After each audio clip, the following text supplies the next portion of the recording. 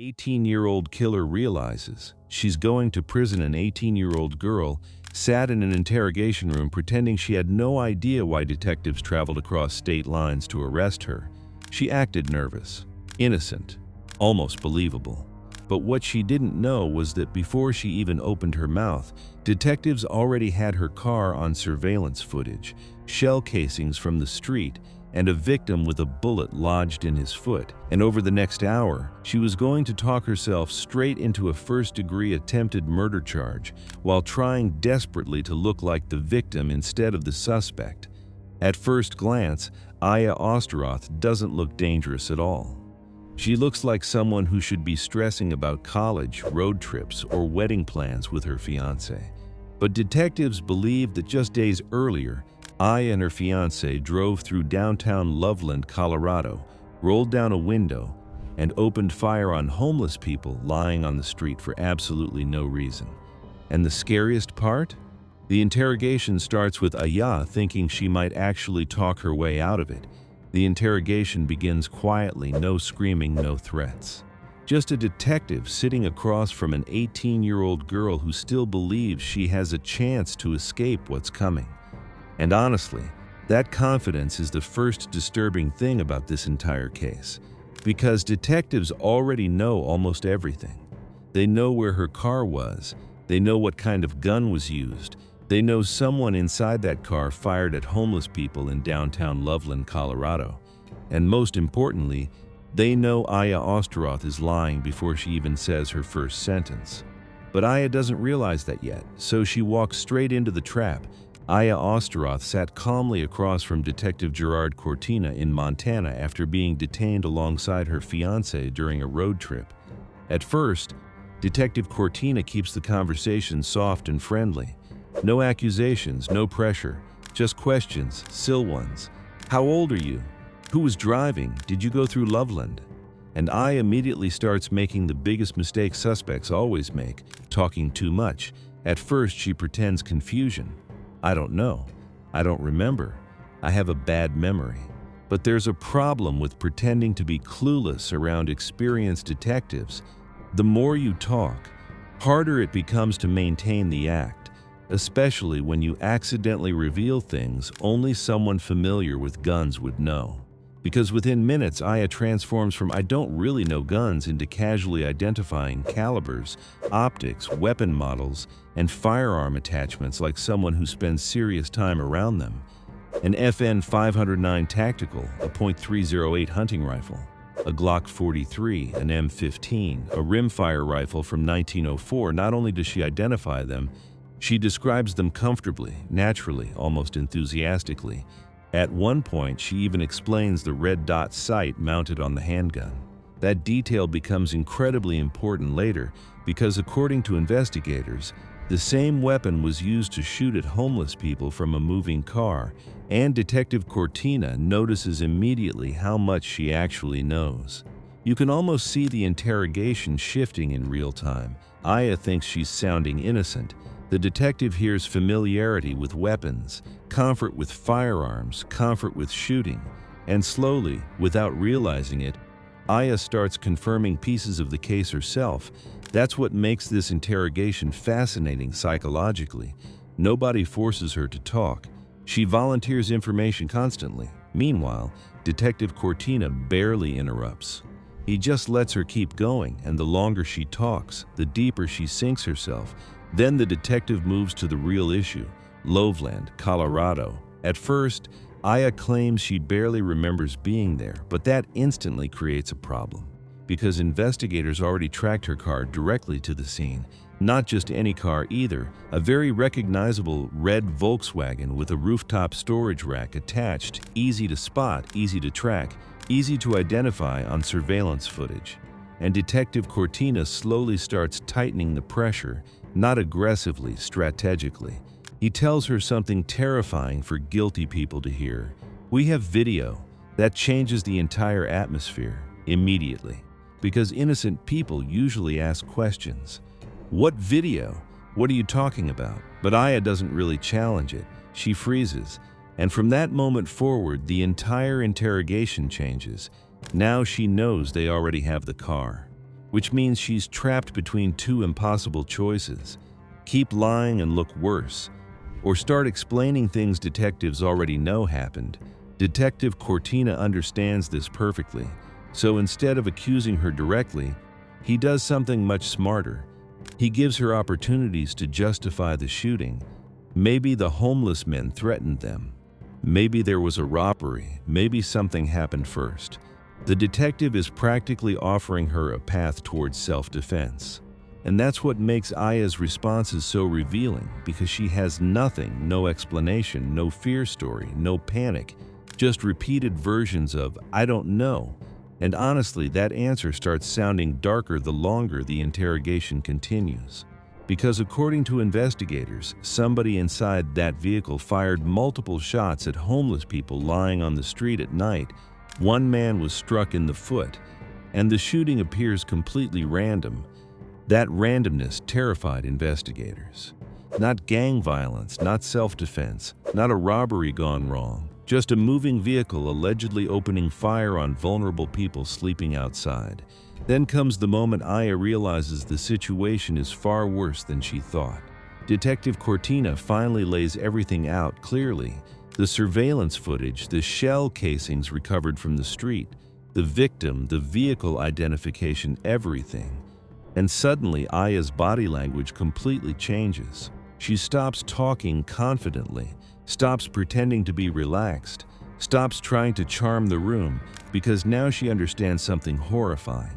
This isn't a fishing expedition, they already built the case. And the detective makes another devastating move.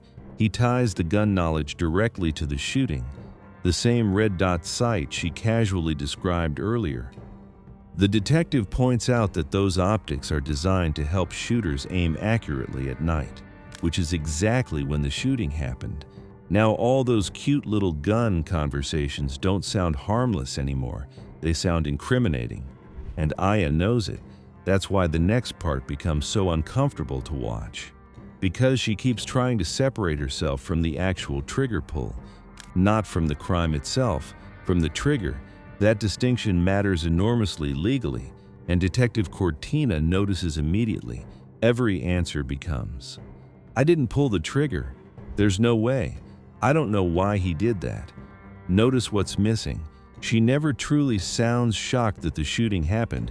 She sounds terrified investigators can prove who fired the gun. That's a completely different kind of fear. Then the interrogation gets even worse for her, because detectives haven't even revealed their strongest evidence yet.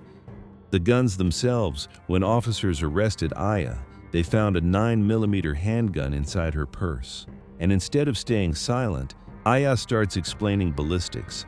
The moment Detective Cortina mentions ballistics, Aya makes another catastrophic mistake. She starts trying to eliminate weapons fast, too fast, almost instinctively. And innocent people usually don't do that. Instead of simply denying involvement, Aya immediately begins explaining which guns could not have fired the shots. The Kimber in her purse? That won't match. The FN pistol? That won't match either. Then suddenly, without detectives even bringing it up before, Aya introduces an entirely new weapon into the conversation, a Glock 43, high somewhere in the car. That single moment changes everything. Because now detectives have a third possible firearm connected to the shooting, handed to them directly by the suspect herself. And the scariest part? She doesn't even seem to realize what she just did. That's what makes this interrogation feel almost surreal at times. Aya clearly thinks she's helping herself, but every attempt to sound cooperative only gives investigators more information. Detective Cortina immediately locks onto the contradiction. How do you know those other guns won't match? That question hits hard, because there's really only one logical answer. Someone familiar with the shooting would know which gun was used. And suddenly Aya's entire "I don't know anything" act starts collapsing under its own weight. At this point, the detective changes tactics again. Now he focuses on psychology, fear, honesty, consequences. He explains that the victim survived, that this could still potentially be explained if someone tells the truth now. And honestly, this is where the interrogation becomes fascinating. because Detective Cortina is giving Aya an off-ramp emotionally. He's practically begging her to separate herself from the shooter to explain what happened, to show remorse. But Aya can't fully commit either way. She doesn't confess, but she also can't convincingly deny involvement anymore. Instead, she gets stuck in this strange middle ground where her silence becomes louder than words. And then the detective says something incredibly important. The consequences can still be the same if you were working together. That's the moment Aya realizes this is bigger than simply pulling the trigger, because legally, being inside the car during a drive-by shooting can still destroy your life even if someone else fired the rounds. You can actually see the panic rising inside her after that. Her breathing changes, her answers get shorter, the confident, cute little gun personality disappears completely. Now she just looks trapped. And the reason this interrogation works so well is because Detective Cortina never really loses control emotionally. He doesn't scream, doesn't threaten her, doesn't act aggressive. He simply keeps returning to the same devastating reality. We have the video.